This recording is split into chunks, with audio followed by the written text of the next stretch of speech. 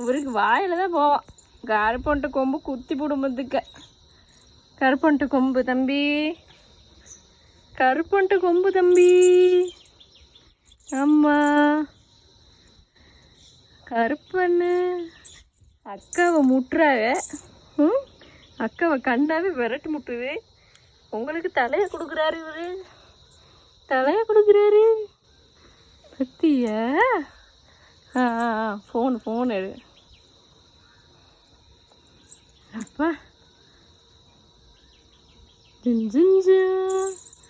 இல்லப்பா. ஐயோ ஐயோ கருப்பா தம்பின்னு தெரியுதா உனக்கு? உன் காது போச்சு இன்னைக்கு, உன் காது போச்சு.